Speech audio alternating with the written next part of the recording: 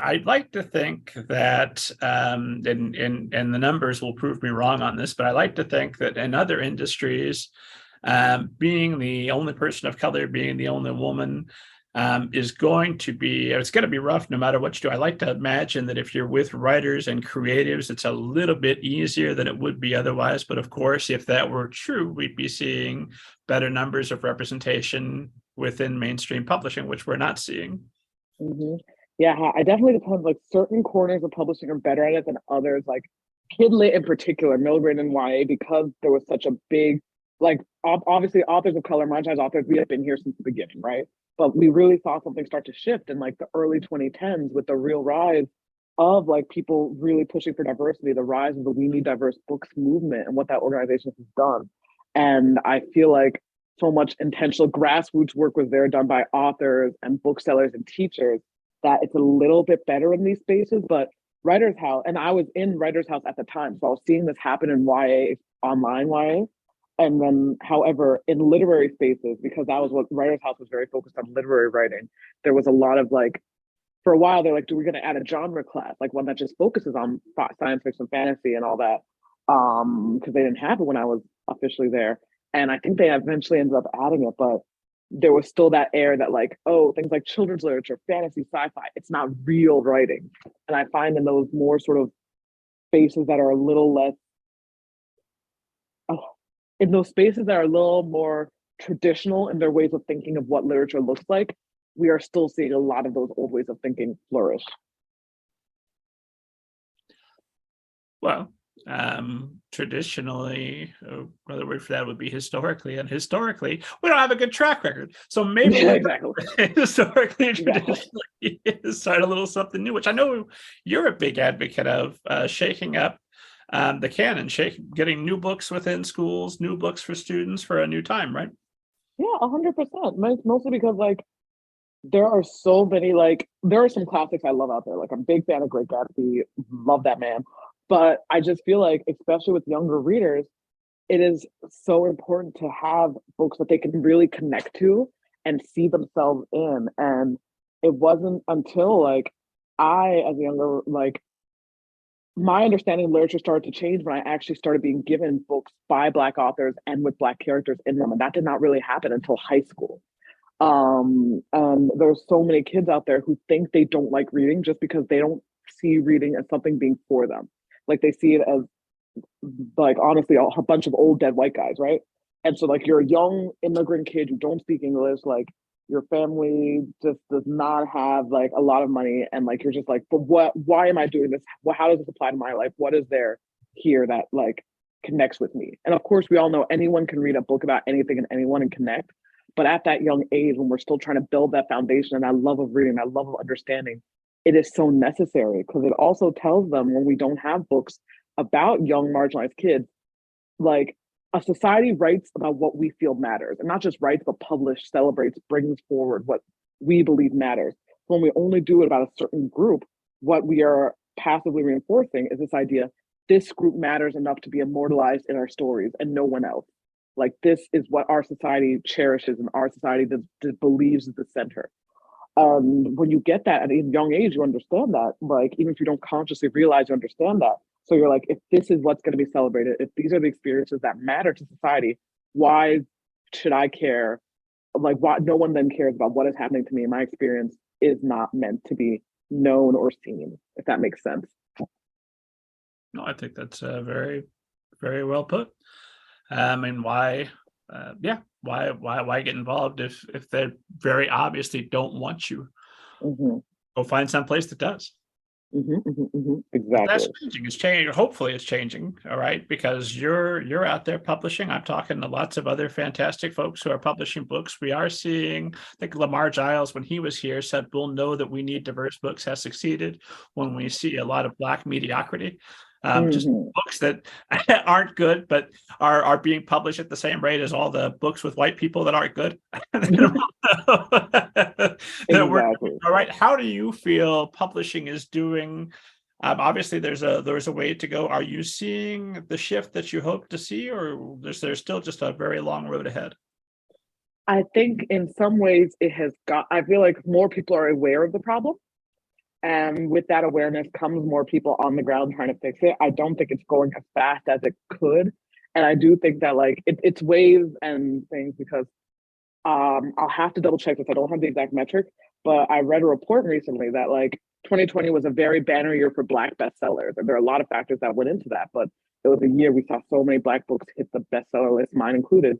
And in 2021, it turns out we actually saw less books by Black authors become bestsellers. And so in an ideal world, we're seeing the number kind of go up and up and up, comparative like to how much of the population is Black and how many Black authors are writing. But we saw it kind of spike and then it's going down again. And so this idea that like change is, it's like, it sometimes feels one step forward, two steps back, but they're still moving forward and people are still fighting because like we still have to do this fight because it's worth it. Well, when you're looking around at the world and obviously just outside of publishing, America's not been doing so hot these past 6-7 years ever. But certainly it has been very apparent with well, to say with a racist president has made that a little bit more obvious and blatant where we couldn't pretend we were somebody that we weren't, as I think some of us were maybe in the habit of doing when we had President Obama for 8 years. So as that becomes more apparent, not just in publishing, but everywhere, what keeps you hopeful, keeps you from getting discouraged, and keeps you writing? Honestly, for me, it is the young generation and the knowledge that so many of the opportunities and things I have been able to accomplish in my life is because somebody nudged a door open for me, you know? And like, even like to give an example in my own family, like my mom, at the time when we came to America, she did not have a college degree. She has since been able to get her associate's degree, and I'm so proud of her for that. But she, because education was not something she herself had access to, it was so important that like, what then do I do that my daughters can have access to education, have access to resources? And so it's because she was able to do that, I was able to like have access to these books at such a young age and like be able to get to a point where I can compete in this writing program meant for people older than me, despite being the youngest in my class at the time. And so I'm so aware that the people who made my life possible, I feel this duty that I have to kind of do the same for those coming up. And even if this idea like I can't fix the world, none of us on our own can fix it. But if I can make it a little bit better, a little bit easier for the next person, then that is what I am meant to do because there's someone who made it a little bit easier for me. And also I have a lot of hope in Gen Z as well, because as of right now, as we're speaking, the midterm results are still coming up. But like a lot of the races that were ended up going most progressive and with sort of voted in ways that were really sort of in how I feel moving society forward, it was Gen Z. Like Gen Z really showed up to the polls, even though there have been years of like, oh, young people don't vote, young people don't vote. But like, no, young people do vote and they do have a say in what's happening. And now that we're seeing Gen Z come into voting age and like come into like positions of power, we're seeing them that like they have not given up on the country yet, when I feel like a lot of us older folks have. And so seeing that they still believe that this country is fighting for makes me feel like this is work that is still worth doing. Well said. It was amusing, or has been amusing to me. And again, this will be old news when a esteemed audience is hearing us. But for you and me, it's just happening. I don't know whether to say yay yet or not. That's how close we are in some places. Like, is it good news? It feels like not terrible news. So I'll take that. I'll take that over. But hopefully, it's going to evolve into good news. We'll find out. But what's amusing to me is seeing how consistently all these polling places were wrong and finding out, oh, you couldn't get anyone under 30 to respond to your polls because you call and they don't answer calls. Of course not. And it's so absurd. I feel like that kind of mirrors one of the problems that I've talked about with a lot of the representatives who've been good enough to come on the show about publishing in general, is that the path to get into publishing is so often you have to be able to afford to live on either no salary or a very minimal salary, working multiple jobs, or you've got generational wealth propping you up, and you don't really even need to work. This is something you're doing for fun. Oh, I think it might be nice to have a career, and you can afford to pay New York rent and be part of the conversation. And then when you know it, you know what really appeals to me, an upper class person writing by other upper class people and other elite folks, and that kind of perpetuates this problem. I'm hoping that what we're seeing is, one, because of COVID, we're seeing more of opportunities for people to be working remotely, people that don't have to be there in the city, don't have to pay some of those things. And we're seeing some of those doors being broken down, not to be put back up, is my hope. I would like to see that future. And I think there's some evidence that there's some of that happening. What do you think? I think it's definitely like, okay, I mean, this is kind of the same answer I gave before, but it's true. It's happening. It's not as fast as I'd love to see it, but I know, like, as we're speaking right now, tomorrow, November 10th, HarperCollins is actually, they're about to go on an indefinite strike because they've been negotiating for fair wages. The HarperCollins union, I should say, the HarperCollins union is about to go on an indefinite strike. And so by the time your readers are watching this, the strike will hopefully be concluded, because I don't want to think they'll have to go on strike till January, but like, it's because the workers have come together and realized that, like, the pay is not sufficient to, like you said, living in New York and like the amount of work they're doing. And it's very much a, like, people on the ground sort of realizing that, like, if we want publishing to continue and to be representative of the stories we're telling, the people we're telling them for, like, something has to change. Because yeah, like you said, it's still such an apprenticeship model. It's still such a, like, you work all these hours, and then when it's your turn to be the boss, you make the people under you work all these hours unfairly, just because, like, that's just how we've always done it.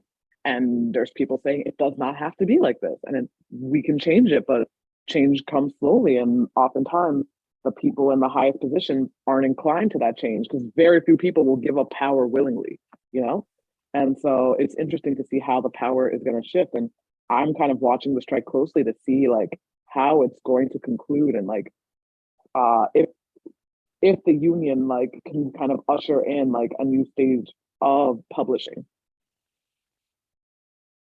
Well, fingers crossed. I mean, you were an intern with Entangled Publishing, right? Yes, I was, back when I was in college, actually. So that, I don't know, maybe we'll cut this out. Was that a paid position, or? That was not, it was an unpaid internship. Okay. So you were able to use that position to, I'm assuming at some point you learned some tricks about publishing, some tips for the road, because you have had a successful publishing career to date, or maybe that happened completely separate. What was your? It was definitely a big help, because, like, even though, like, there was a time I considered, like, do I want to be an editor? Do I want to be, like, is there a role in publishing I want besides an author? And even though I ended up settling on author, obviously, doing that Entangled internship taught me so much. And also it introduced me to pitch wars, which is how I ended up finding my agent and selling my first book. But yeah, it was definitely like a state of, well, I'm grateful I had that internship, there's still a larger conversation. And this is not even just publishing specific, this is many industries. Like, the idea, should unpaid internships even exist? And like, I was very lucky to be able to take an unpaid internship, because I had a paying job and I was like an RA, and my room and board was filled. So I had the resources to be able to take an unpaid internship. But this idea of people should not have to do unpaid labor, just period, that's still a lot. That's still a conversation being had. And so, and that kind of goes to the apprenticeship model. Like, yes, I got so much great information, and this is nothing against, like, the people I was working for at the time, but just the larger question of how many people who would have been just as good in the role as I was, they weren't even possible just because they could not afford to take an unpaid internship on. So for all the folks out there that we want to see coming right behind you, you want to be making the path for, what things that anyone who's listening to us who's working in publishing could make, what changes could be made to make that path easier for folks? I think, well, on a corporate level, obviously, like, investing more in fair wages for employees, more remote work, so that people who aren't in New York or in a coastal area can, like, be involved in publishing. On a more sort of editorial level, like, hiring more diversity, because what we're seeing is experience I know myself and many other marginalized BIPOC authors are having, is like, our books are being acquired, right? But then we're dealing with publishing teams who don't have sort of any history or sort of the resources necessary to be able to work with us. Like, something that many Black authors find happens is with copy editors, right? So many Black authors write in African American vernacular English, AAVE, which is its own language. It has its own grammatical rules. Like it's not just internet slang. And they will have their stuff copy edited to death, like fix quote unquote, I'm doing air quotes here for y'all listening, quote unquote, fixing the grammar and like making it correct, even though just what is correct is what we call is like, I think there might be a new term for it. Forgive me if I'm forgetting it, but what we consider standard English. Because, and then, so it is another level of edits that we do that many of our counterparts don't have to do, having to then fix those edits and then do it in the language we wrote it in correctly, and then explaining to our team why we did it that way. Like that is just a whole separate edit level then. So that's an extra edit level a Black book has gone through that a book by a non-Black or white author did not have to go through. It's little things, invisible things on the back end like that people don't consider. And of course, edits take time. Like anything we have to do to the book takes time, and it's our job, right? And so it's hurdles like that that sort of get in the way and make the process even more difficult when we've already gone through so many hoops to get there. So I'd love to see more publishing houses having more people on the teams from diverse backgrounds and just different cultural backgrounds who can understand these things. And it's not just Black authors too. I've talked to one of my friends, the East Asian author, and she had a similar thing happen to her. She had so many sort of like Korean culturally relevant things in her book that her copy editor like took out or changed because she did not understand them, and she had to take time out to fix it and explain it to this person. And that I feel like is not very fair. And so if they had more people on these teams with more backgrounds, or even just access to more people who had the cultural knowledge and relevancy needed to understand these stories, that would also make the playing field a little more easier for us. So we're not also doing the work of both writing and educating, because one of the things when you're coming from the majority population, or not even just majority, but the one that has historically been seen as the center, like you don't have to, if your world is based on like England, like you're writing Westeros or something, you don't have to explain how like knights and kings work to the average editor, because that is a cultural understanding that we have, right? But someone who doesn't have that cultural understanding of Ghanaian mythology, I now have to explain that to you. Then you can even be in a place to edit it. So it's just, I don't know. I feel like I rambled there for a second. I don't know if that made any sense. No, was all interesting. I'm wondering because there is this problem of in the example you gave, literally the copy editor does not speak the language that they need to know to be able to provide that insight. So for somebody else who might be in this situation, is it possible? I know sensitivity readers exist, sensitivity editors exist. Sometimes publishing houses will enlist their services or hire them. Is it possible to put together your own team and bring them in? Do you have to get to that Rick Riordan level before they let you do that? Or the thing is, you can, but I feel very strongly we should not have to. I know definitely there are authors who do that, because for them, like, it's important enough to do that. But again, because it's like that, it goes to the idea, like another layer that like non-marginalized authors don't have to deal with, you know? And so like, it shouldn't have to be that like we have to assemble the resources for our book to be edited correctly and with the respect it deserves, you know? And so I'd either like the publishing houses to either put together teams, have enough of a diverse base team that they have someone in-house who can do it, or if they don't, they have the resources then, or allocating the resources to get those, to put those teams together on behalf of these books. I feel like maybe a savvy agent could do that on your behalf. Just put that in the contract. Make sure you have such and such an editor on available for a freelance basis, if nothing else, to make sure we don't have this copy edit problem. Or am I dreaming? Is this my publishing fantasy that can't exist in reality?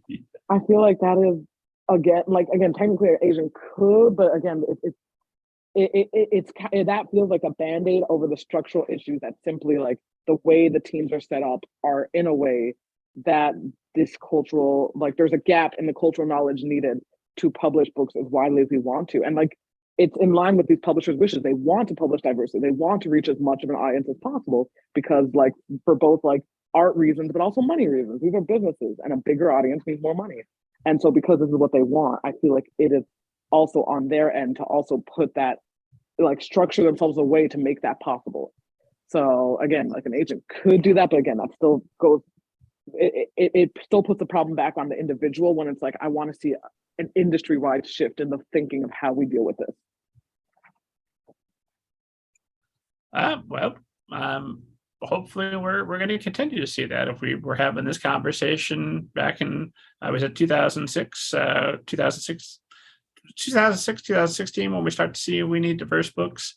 I think it was, More of a major move or mainstream movement. I believe it was 2014 was the year that it was either 2014 or 15 it was founded. But yeah, by 2015 it was really picking up steam. Gotcha. So if we were looking at that, we would have said, though, this seems impossible. We've definitely seen some inroads made. Hopefully, we're going to continue to see that. We're not going to go back. We're going to continue to see progress being made. Ideally, we'll see. Probably will be a lot of, here's a couple of steps, a step forward, here's 2 steps back, here's a step forward, here's 2 steps back.